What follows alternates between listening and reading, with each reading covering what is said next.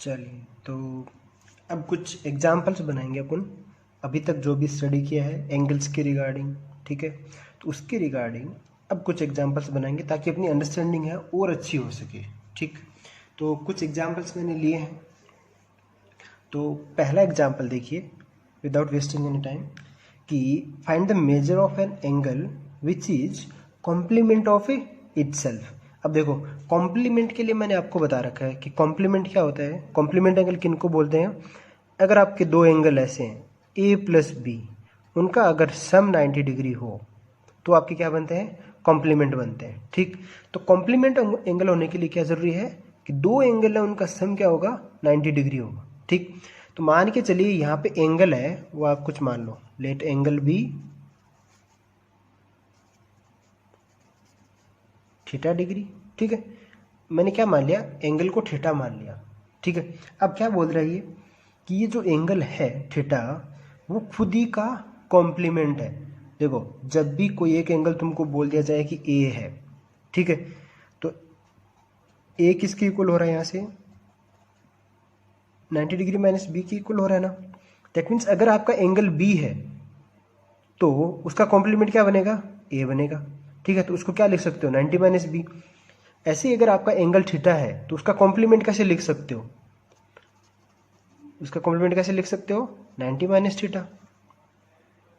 ठीक, अगर एक ये चीज याद रखना कि अगर एक एंगल ए है तो उसका कॉम्प्लीमेंट क्या, दूसरा एंगल क्या बनेगा? जो कॉम्प्लीमेंट हो उसका वो क्या बनेगा? 90 माइनस ए। क्यों? बिकॉज दोनों का जब सम करोगे ना तो क्या आना चाहिए? आपका 90 डिग्री आना चाहिए।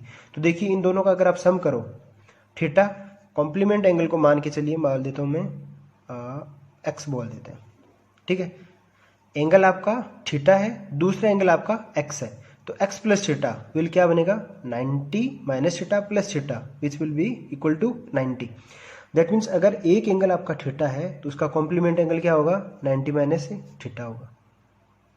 ठीक है, बट अब आपको पता है कि ये दोनों क्या है, क्या बोल रहे हैं कि जो एंगल है वो अपने कॉम्प्लीमेंट के इक्वल है।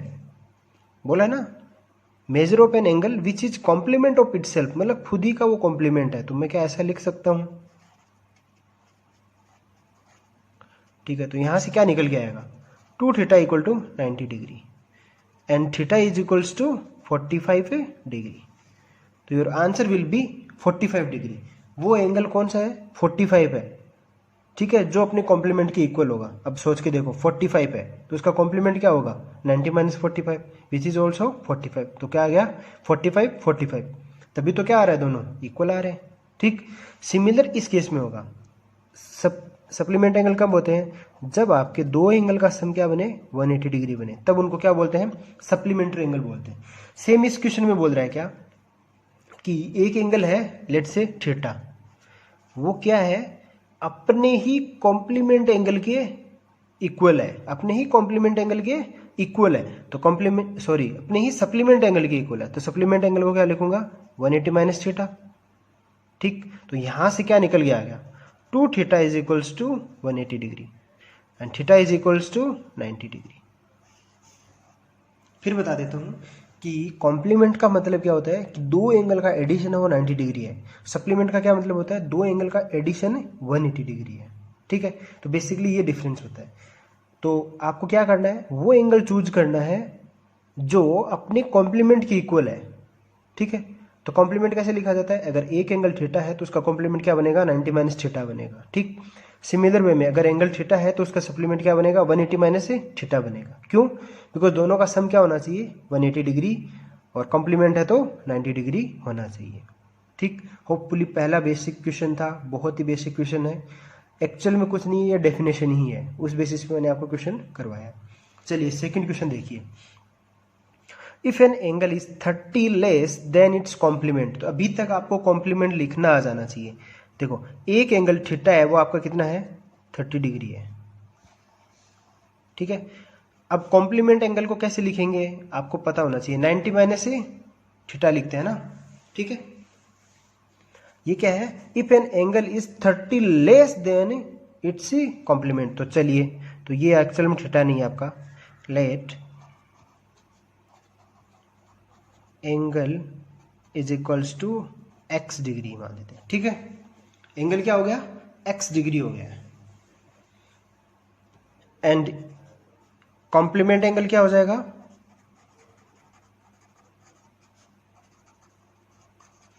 -90 - x। ठीक, ये आ गया अपने पास से।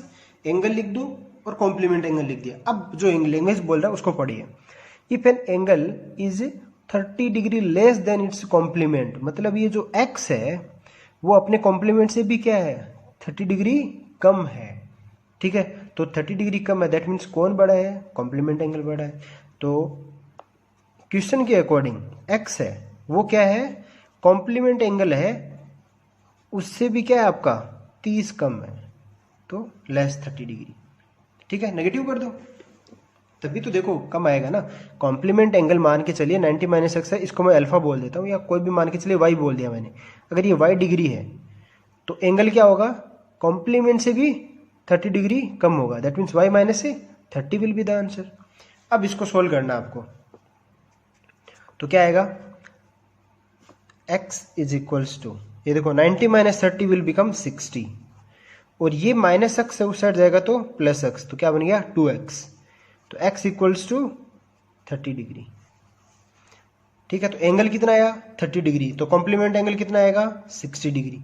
अब खुद सोच सकते हो आप, क्या एंगल 30 डिग्री अपने कॉम्प्लीमेंट से 30 डिग्री कम है क्या, बिल्कुल है। 60 क्या होता है 30 + 30, दैट मीन्स ये क्या है, कॉम्प्लीमेंट वाला एंगल से 30 डिग्री ज़्यादा है, दैट मीन्स एंगल क्या है, कॉम्प्लीमेंट से 30 कम है।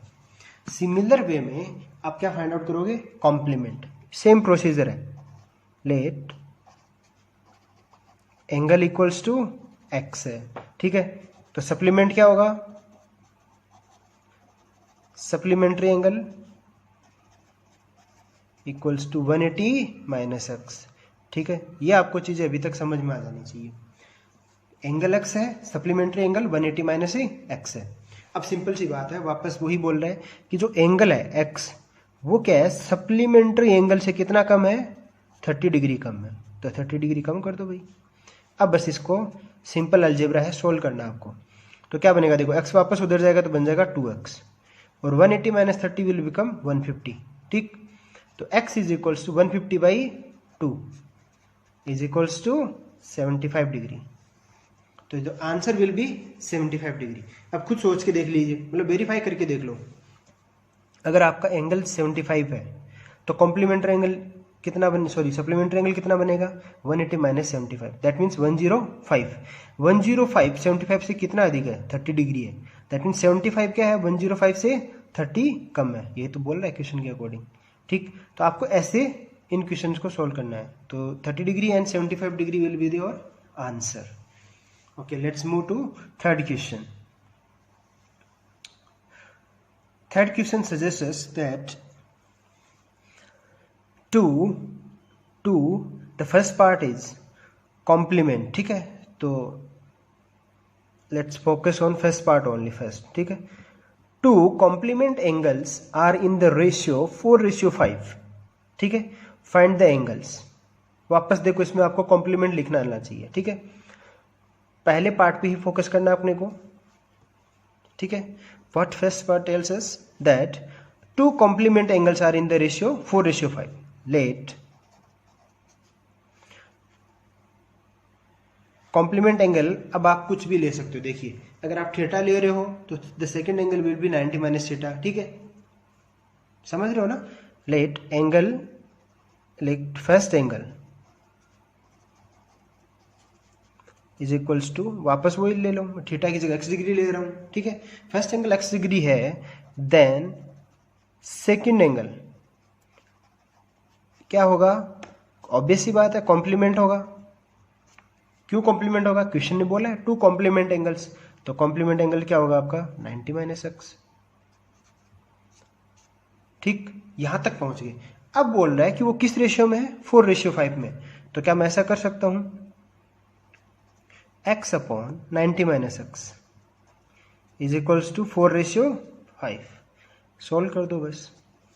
देखिए कैसे सोल्व करेंगे, बाई क्रॉस मल्टीप्लीकेशन। तो 5 × x 5x is equals to 4 × 90 - x, तो 4 × 90 will become 360। And minus 4x. Now solve it.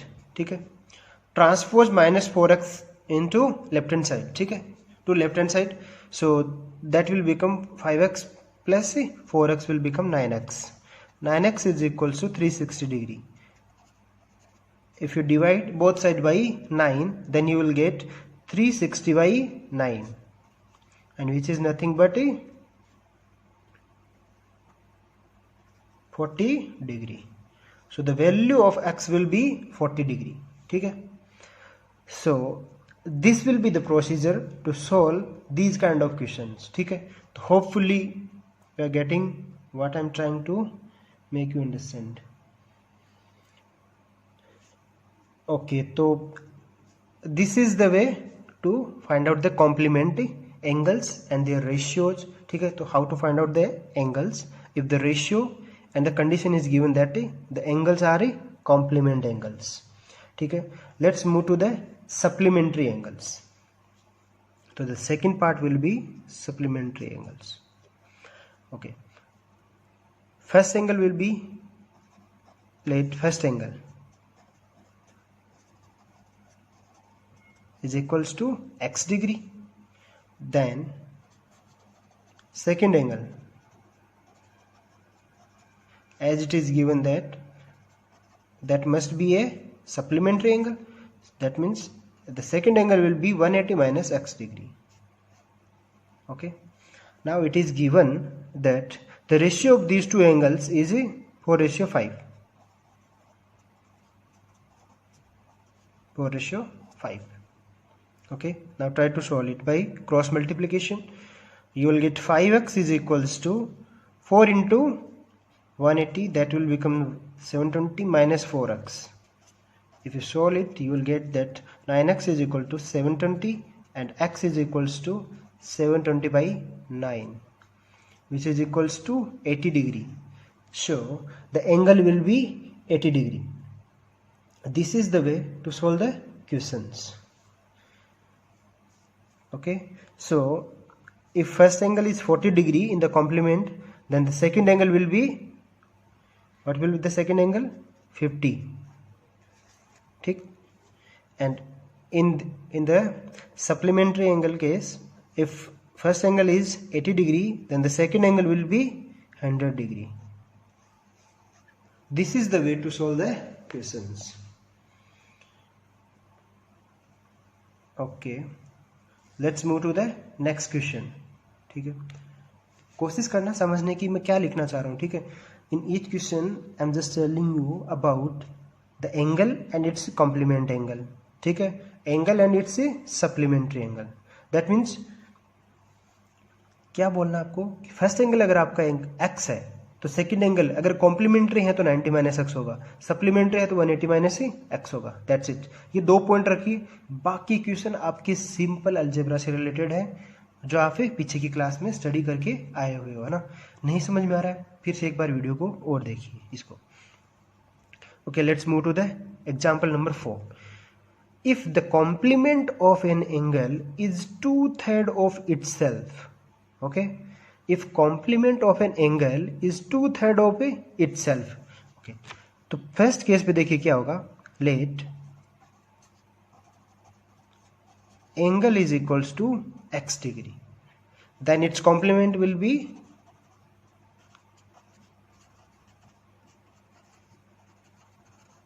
Complement is equals to 90 minus x. Okay, ये आपको लिखना आना चाहिए. ठीक है, आई थिंक अभी तक हर एक क्वेश्चन में मैंने ये चीज़ें डील की आपके साथ. Now let's back to the language. क्या बोल रहे हैं कि if the complement of an angle which is 90 minus x. ठीक है, एंगल मैंने क्या माना? X. Its complement will be 90 minus x. If complement of an angle is 2/3 of itself. ठीक है, 2/3 ऑफ इटसेल्फ मतलब क्या बोलना चाह रहा है कि 90 माइनस एक्स है, कॉम्प्लीमेंट है मेरा, है ना. ये क्या है? 2/3 ऑफ इटसेल्फ. इटसेल्फ का मतलब क्या है? एंगल का है. मतलब क्या बोल रहा है कि कॉम्प्लीमेंट एंगल है ना, वो आपका जो एक्चुअल एंगल है ना उसका 2/3 है. तो इसको मैं 2/3 और एंगल क्या है मेरा?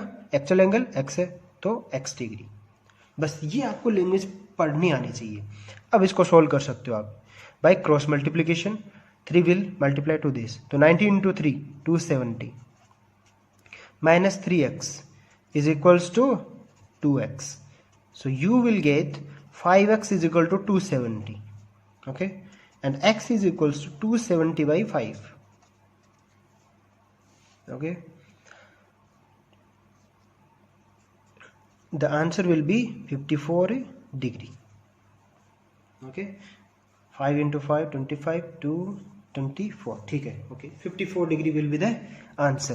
दैट मीन्स क्या हुआ, determine the angle will be 55 degree and its complement will be 90 minus 54 degree. 90 minus 54 will equals to 36 degree, okay. Now let's move to the second point, supplement. Same procedure, angle is equals to x degree and supplementary angle will be 180 minus x, ठीक। फिर given है कि जो supplementary angle है 180 minus x, this is equals to 2/3 of a angle itself, means angle, okay. Now solve it, you will get that 180 into 3 540 minus 3x is equal to 2x, that means 5x is equals to 540 and x is equals to 540 by 5. You will get 108 degree as your answer. So x is equals to 108. That means what will be the supplementary angle? Supplementary angle will be 180 minus 108, which is equals to 72 degree. Okay. So the angle will be 108 and the supplementary angle will be 72 degree, okay. In the case of complementary angle, the angle will be 54, then its complementary angle will be 36 degree, okay. I think I have discussed enough question on complementary and supplementary angles and all the information regarding angles and types of angles, okay. Let's move to the next thing, and that is adjacent angles, okay.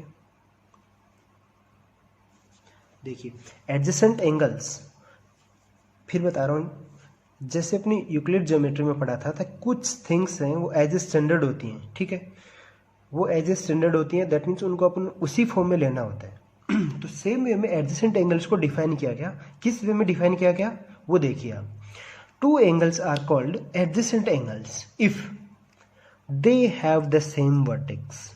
देखिए इस case में मैं आपको example लेके बता रहा हूं किसका, angle AOC this and angle BOC this, okay. ये आपके पास दो एंगल हैं, ठीक है। तो AOC and BOC are adjacent angles, ठीक है। कैसे एडजेसेंट एंगल्स बने, देखिए, they have the same vertex, these are the conditions, these three are the conditions, okay. If these conditions are applicable to any two angles, then they can be called as adjacent angles, ठीक है। First condition क्या है, if they have the same vertex. Vertex earlier classes में अपन discuss कर चुके हैं, क्या होता है आपका वर्टेक्स, ये होगा जहां पे दो आर्म्स आपकी आके मिल रही हैं, ठीक है। टू कॉमन आर्म्स का क्या हो, इनिशियल पॉइंट क्या हो, सेम हो, वो आपका क्या बन जाएगा, वर्टेक्स बन जाएगा। तो इस केस में वर्टेक्स आपका क्या है, ओ, तो दिस इज योर वर्टेक्स, ठीक। तो ये वर्टेक्स हो गया। दैट मीन्स क्या होंगे, एडजेसेंट एंगल्स के लिए पहली कंडीशन फुलफिल होनी चाहिए, वो है सेम वर्टेक्स होना चाहिए। Second thing, they have a common arm. देखिए जो डॉट डॉट किया है ना मैंने, OC is the common arm, okay, and vertex is your O, okay. First two condition fulfil होनी चाहिए। Third condition, an common arms और non common arms are on either side of the common arm. कहने का क्या मतलब है कि अगर ये एंगल मैं कंसिडर करूं AOC, ये वाला एंगल, इसमें क्या होगा आपका जो नॉन कॉमन आर्म है, कॉमन आर्म कौन सी है, OC, तो नॉन कॉमन कौन सी है, OA, और इस वाले एंगल के लिए कौन सी नॉन कॉमन होगी, OB। OA और OB क्या होनी चाहिए आपकी, जो कॉमन साइड है ना उसकी दोनों साइड होनी चाहिए। देखो कॉमन साइड के अगर आप बैठे हो जिस जगह, उसके अगर थोड़ा सा टिल्ट होके देखोगे तो this will OA will become your right hand side and OB will become your left hand side. That means common arm है उसके दोनों साइड क्या आ रही हैं, आपकी आर्म्स आ रही हैं। अगर ऐसा है तब वो एडजेसेंट एंगल्स बनते हैं। ठीक है, तो होपफुली आप लोगों को ये चीज़ क्लियर होगी। दैट मीन्स क्या हुआ, एडजेसेंट एंगल्स के लिए क्या मस्ट कंडीशन है, same vertex common arms. Same vertex ये हो गया, कॉमन आर्म ये हो गई OC, एंड कॉमन आर्म्स के अलावा एक एक आर्म्स क्या होने चाहिए, कॉमन आर्म्स के दोनों साइड होनी चाहिए। ठीक है, तो अनकॉमन आर्म्स कौन कौन सी हो गई आपकी, OA एंड OB।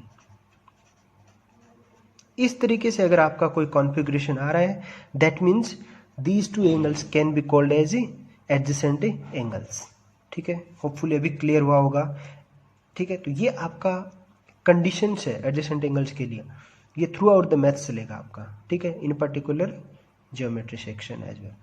ठीक, okay, let's move to the next heading which is linear pair of angles. ठीक है, ये भी क्या है, एडजेसेंट एंगल्स का ही एक पार्ट है। ठीक है, क्या पार्ट है कि अगर आपकी दो एडजेसेंट एंगल्स इस तरीके से हों, two adjacent angles are set to form a linear pair of angles if their non common arms are two opposite raise.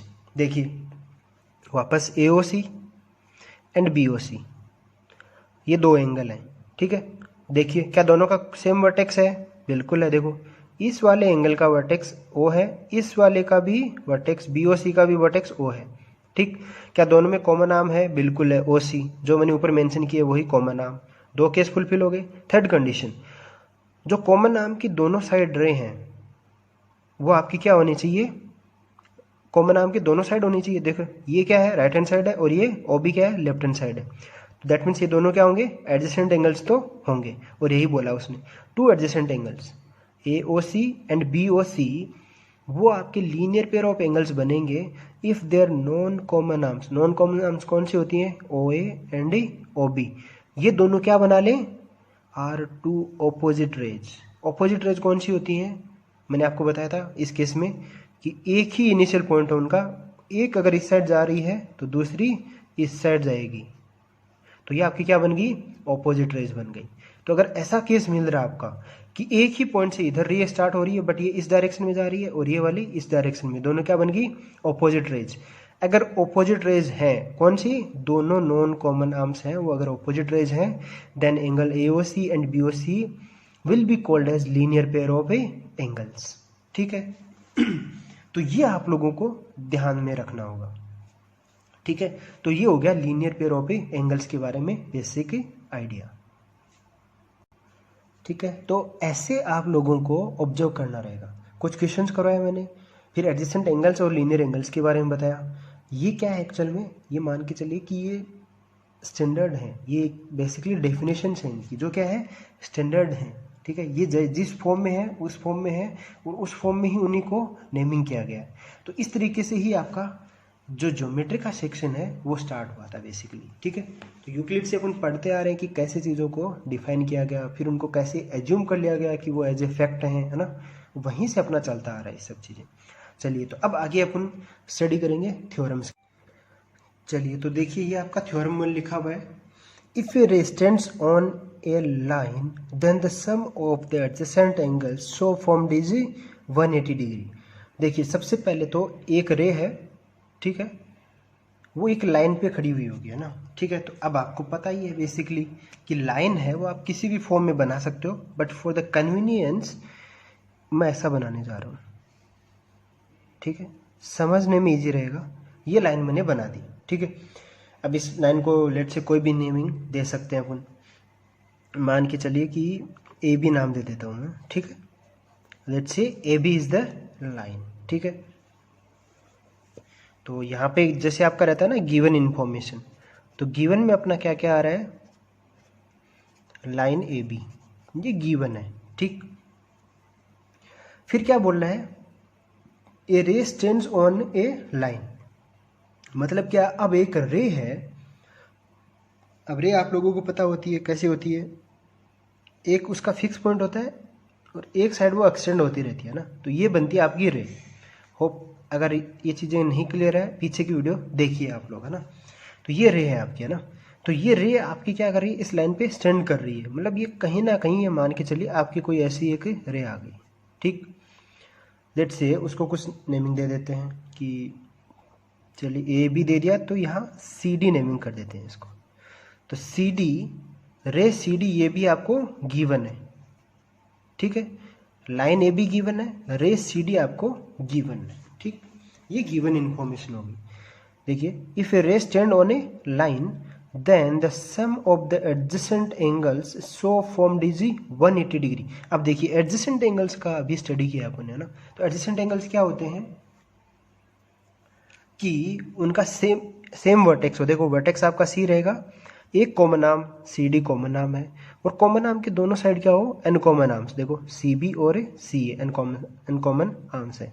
तो ये वाला एंगल और ये वाला एंगल, ये दोनों क्या रहेंगे आपके एडजेसेंट एंगल्स रहेंगे, ठीक है।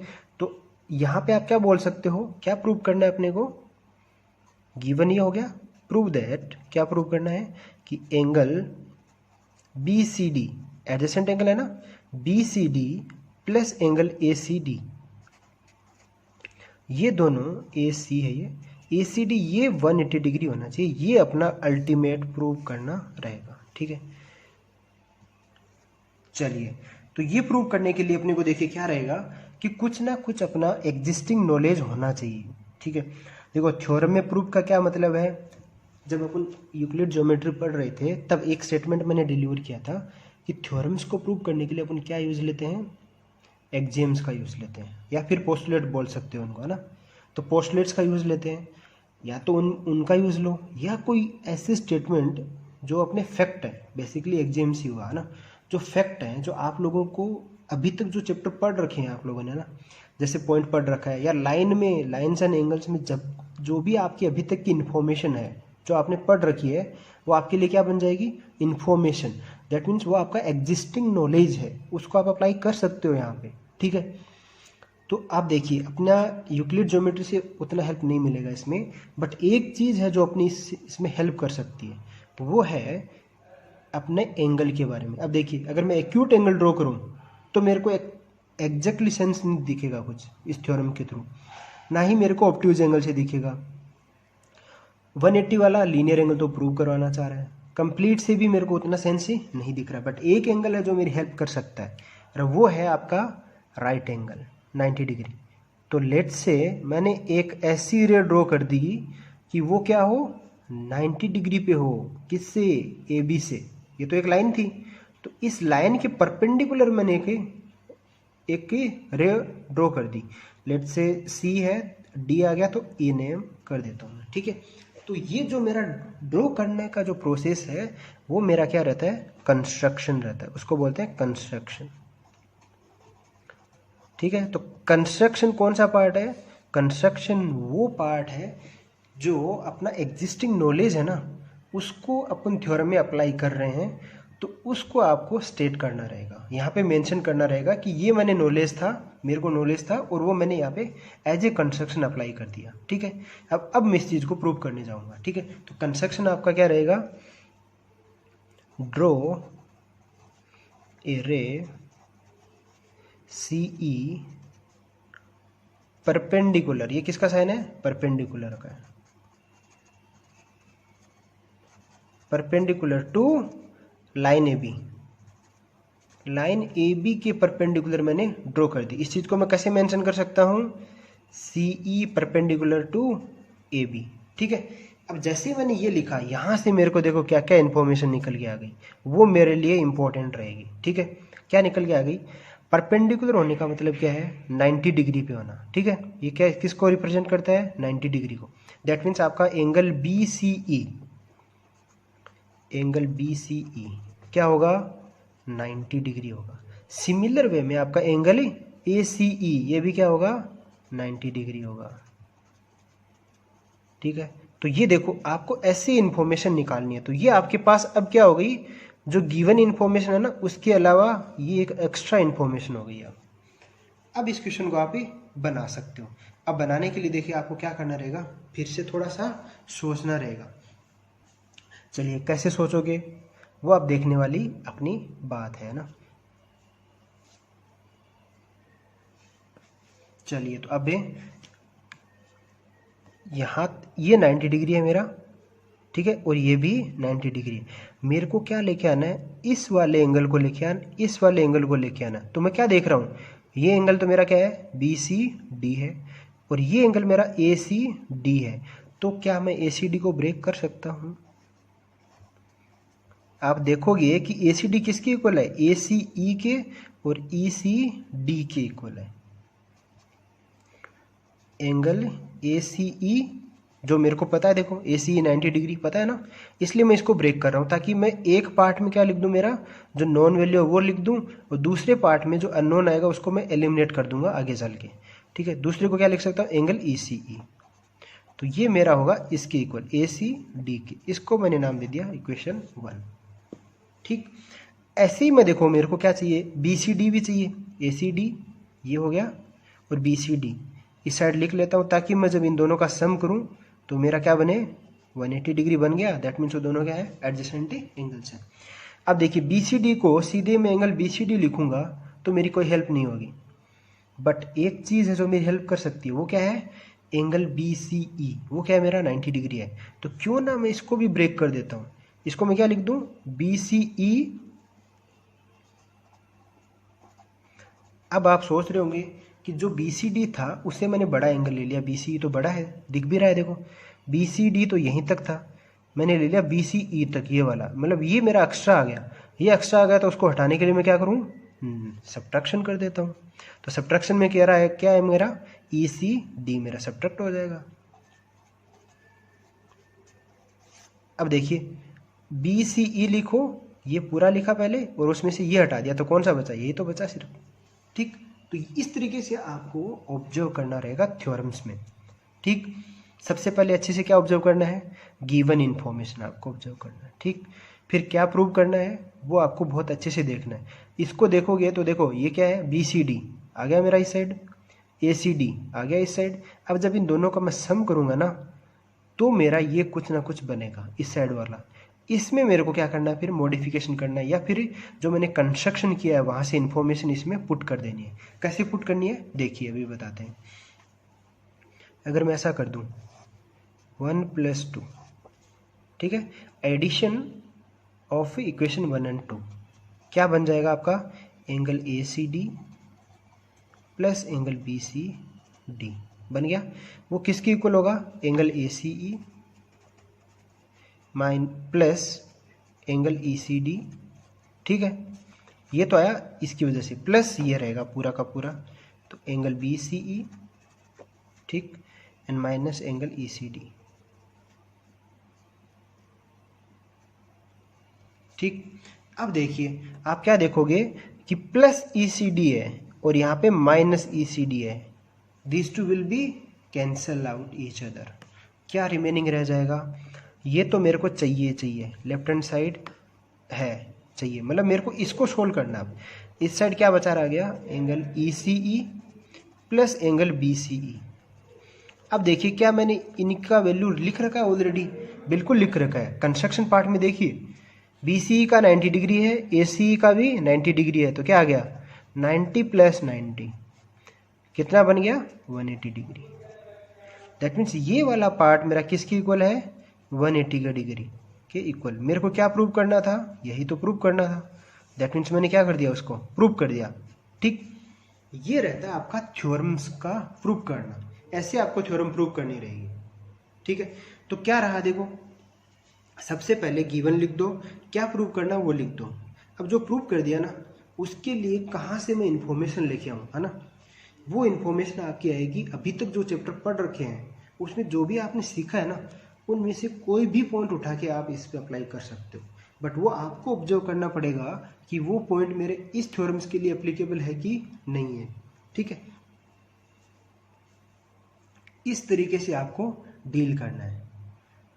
ठीक, तो होपफुली आपको ये कैसे थ्योरम्स के लिए जाना है वो आपको देखना है। तो कंस्ट्रक्शन क्या करना है आपको, एक ऐसी रो ड्रॉ करो आप जो क्या हो परपेंडिकुलर हो। क्यों? बिकॉज उसका वैल्यू मेरे को पता है 90 डिग्री, बट मेरे को एक्यूट एंगल ऑब्ट्यूज एंगल उन सब का वैल्यू नहीं पता ना एग्जैक्टली क्या होता है। Acute angle can be in between 0 to 90 degree, ठीक है, तो वो मैं नहीं ले सकता। जो मेरे को फैक्ट पता है वो लीजिए। तो 90 डिग्री वाला मेरे को पता था, मैंने ले लिया, वो मैंने मेंशन कर दिया यहाँ पे, और उसी का यूज करके मैंने क्या किया, ऐसे इनको ब्रेक किया। ये ब्रेक करना आपको आना चाहिए, ठीक है। ये दिख रहा है मेरे को, देखो ब्रेक क्यों करना है, बिकॉज मेरे को एक चाहिए ACD एंगल। ACD कैसे मिलेगा, ये रहा, तो इसको मैंने क्या कर दिया, ब्रेक कर दिया। क्यों? बिकॉज मेरे को ACE का वैल्यू पता है, तो अगर मैं इसको ब्रेक कर देता हूँ तो मैं एटलीस्ट इसकी जगह तो मेरा नॉन वैल्यू रख सकता हूँ। मैं इसको मैं हटाने की कोशिश करूँगा, और ये कैसे हट गया, देखिए सेकंड वाले में नेगेटिव के साथ आया है, इसलिए ये हट गया। इस तरीके से आपको है ना थ्योरम्स के बारे में आइडिया लगाना होगा। चलिए तो अब नेक्स्ट थ्योरम देखते हैं। अब इसमें देखो ज़्यादा कुछ भी नहीं है, ये क्या है, कन्वर्स है आपका। जो पहला थ्योरम था उसका कन्वर्स है। कन्वर्स का मतलब क्या हुआ कि पहले में तो मैंने आपको स्टेटमेंट दिया कि कोई भी एक रे है वो एक लाइन पे स्टैंड कर रही है, तो एडजेसेंट एंगल का सम 180 है। अब इसने उसको उल्टा बोल दिया, इसने बोल दिया कि सम ऑफ एडजेसेंट एंगल्स क्या आपका 180 डिग्री है। तब आप ये प्रूव करो कि जो आपके नॉन कॉमन आर्म्स है ना वो आपकी ऑपोजिट रे हैं, ठीक है। तो देखिए कैसे इसका डायग्राम बनाओगे, यहीं से चलो। If the sum of two adjacent angles is 180 degree. अब आपको पता है कि एडजेसेंट एंगल्स हो उसके लिए ज़रूरी है, कन्वीनियंस के लिए वापस मैं ऐसे ही ले रहा हूँ, ठीक है, मान के चलिए ए बी ले लिया। अब आपको पता है कि सम ऑफ टू एडजेसेंट एंगल्स, ये उसने गिवन है। गिवन क्या इन्फॉर्मेशन है, एडजेसेंट एंगल्स। अब आपका ये गिवन है, दैट मीन्स आप क्या करोगे, इसमें जब तक ड्रॉ करोगे ना एडजेसेंट एंगल्स शो कर दो ना, वो आपका नॉन हो गया, वो डायग्राम वहाँ तक नॉन हो गया। तो एडजेसेंट एंगल्स आपका नॉन है, ठीक है। तो एडजेसेंट एंगल्स को कैसे रिप्रेजेंट करते हैं, मैंने बताया था आपको, मान के चलिए ऐसे रिप्रेजेंट कर दिया, ठीक है। तो ये वही पॉइंट बोल देते हैं CD, ठीक। अब दैट मीन्स क्या बोलना चाह रहा है आपका कि ये वाला एंगल और ये वाला एंगल दोनों क्या है, एडजेसेंट एंगल्स हैं। एडजेसेंट एंगल्स हैं तो क्या होगा, angle BCD plus angle ACD, ये आपका 180 डिग्री, ये आपका क्या हो गया, अब गिवन इन्फॉर्मेशन हो गया, ठीक है। इसको आपको आगे यूज ही करना है। चलिए तो ये हो गया एडजेसेंट। चलिए अब आगे चलते हैं। Then their non common arms are two opposite rays. Non common arm कौन सी है इनकी, CB एंड CA, वो क्या होंगी, ऑपोजिट रे होंगी। ये आपको क्या करना है, प्रूव करना है। तो prove that CB and CA या AC आर ऑपोजिट रेज, ये आपको प्रूव करना है, ठीक। अब देखिए ऑपोजिट रेज प्रूव हो उसके लिए क्या जरूरी है, ऑब्वियस सी बात है, ऑपोजिट रे कब होंगी, जब वो एक दूसरे से क्या हो, एक ही पॉइंट से स्टार्ट हो और क्या हो, एक दूसरे की जस्ट ऑपोजिट डायरेक्शन में, उनको क्या बोलते हैं, ऑपोजिट रेज होंगे, ठीक है।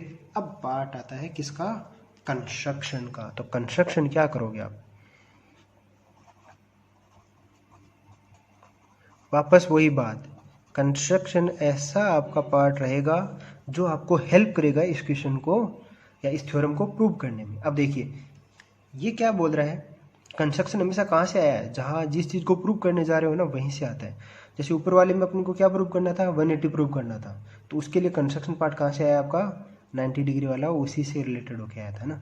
सिमिलर वे में CB and C opposite rays हैं, तो इसमें कंस्ट्रक्शन कहाँ से आएगा, ऑपोजिट रेज से। अब देखिए ये कन्वर्स थ्योरम है। तो देखिए मैथ्स में दो अप्रोच होती हैं, या तो आप क्या करो, जो आपका फॉर्मूला बेसिस पे है या जो आपको गिवन इन्फॉर्मेशन है उस पर 1 बाय 1 अप्लाई करते रहो और लास्ट में प्रूव हो गया आपका, जैसा अपना फर्स्ट थ्योरम हुआ। या फिर आप क्या करो कि बाई कॉन्ट्राडिक्शन जाओ। कॉन्ट्राडिक्शन का मतलब क्या हुआ कि मान लो पहले कोई चीज़ है, जैसे ये बोल रहे हैं कि CB and C are opposite rays है ना, आप मान के चलो कि ऑपोजिट रे नहीं है। अगर नहीं है उसको आप प्रूव कर दो, जैसे नहीं को आपने प्रूव कर दिया तो दैट मीन्स ये ऑपोजिट रेज ही नहीं होगी। बट अगर उसको आप प्रूव नहीं कर पाए तो दैट मीन्स क्या बन गई, वो ऑपोजिट रेज ही बन गई। तो ये भी कुछ उसी टाइप का ही है, ठीक है। क्या मान लेना आपको, let CB and CA are not opposite rays. मतलब क्या है कि ये दोनों ऑपोजिट रेज नहीं है, ठीक है। ऑपोजिट रेज नहीं है तो क्या है, मान के चलिए कि कोई एक लाइन ऐसे थी, मान के चलो यहां से मैंने एक ऐसी लाइन ड्रॉ कर दी, ठीक है। तो ये आपको एज्यूम कर लेना है, assume that CE and CA are opposite rays, ठीक है। तो देखो क्या कर दिया आपने, बहुत ही सिंपल लैंग्वेज में फिर बताऊंगा मैं आपको, समझना इस चीज़ को, है ना। मैंने क्या बोला, मेरे को जो प्रूव करना था, ठीक है, ये प्रूव करना है कि मेरे को अपोजिट रेज है ना। मैं मान के चल रहा हूँ कि मेरे को नहीं पता ये है कि नहीं है, तो मैंने क्या किया, इसको बोल दिया मैंने कि ये दोनों अपोजिट रेज ही नहीं है। अब सोच के देखो, अगर ये दोनों अपोजिट रेज नहीं है, ठीक है, तो अब ये अपोजिट रेज नहीं है तो कोई दो तो रे होंगी जो अपोजिट होंगी। तो मैंने क्या मान लिया, वो है मेरी CE, एक ऐसी रे है जो क्या है CA की अपोजिट रे है, ठीक है।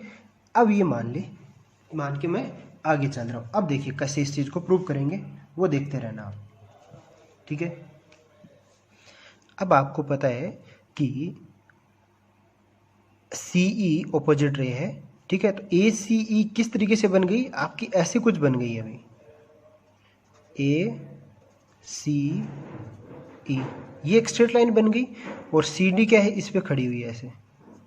तो ये दोनों क्या है, एडजेसेंट एंगल्स हैं। एडजेसेंट एंगल्स हैं तो क्या होगा, इनका वैल्यू, इन दोनों का सम क्या होता है 180, पहले थ्योरम से, ठीक है। ये आपका एग्जिस्टिंग नॉलेज हो गया। दैट मीन्स आपका angle ACD plus angle ECD बोल दो या चाहे DCE बोल दो, ठीक है, एक ही बात है। ये क्या बन गया आपका 180 डिग्री। ये आपका हो गया पहला इक्वेशन, ठीक है।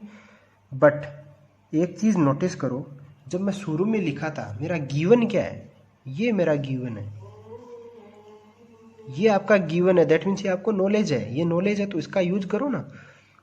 इसको क्या लिखोगे, angle ACD plus angle BCD, ये क्या होगा 180 डिग्री होगा, ये इक्वेशन 2। दैट मीन्स यहाँ से आपको क्या दिखा, दोनों का राइट हैंड साइड पार्ट क्या है 180 है, तो क्या दोनों एक ही इक्वेशन है 180 180। That means left hand side क्या होंगी, सेम होनी चाहिए।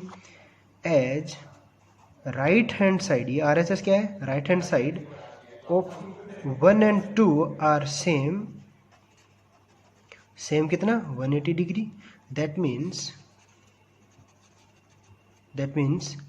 Left hand side LHS must be same, must be same. That means क्या होगा आपका, इसको इसके इक्वल प्रूव कर दो। तो प्रूव क्या करना है, इसके इक्वल रखो, this is equals to angle ACD plus angle BCD, ये हो गया। अब यहाँ से देखिए क्या हो रहा है, ACD कैंसिल आउट हो जा रहा है, तो क्या निकल के आ रहा है, angle ECD is equal to angle BCD, ये निकल के आ रहा है। अब अच्छे से ध्यान से देखना वापस, ठीक है। अपने मेन डायग्राम पे चलो, क्या बोल रहा है ECD कौन सा है, ये वाला ECD, ये वाला एंगल की बात कर रहा हूँ, ठीक है, ये वाला एंगल। एंड BCD ये वाला एंगल, क्या ये दोनों एंगल इक्वल है, एक तो देखो ये वाला एंगल है और एक ये वाला एंगल है, क्या ये दोनों इक्वल है, किसी भी सेंस में इक्वल नहीं है, ये इक्वल नहीं है। दैट मीन्स क्या हो रहा है, ये तो पॉसिबल ही नहीं है, ठीक है, ठीक है, it is not possible, it is not possible. But अपना इक्वल आया है, दैट मीन्स अगर ये पॉसिबल हो पा रहा है, ठीक है, ये कब पॉसिबल हो सकता है, ठीक है, this is possible only when, ठीक है, this is possible only when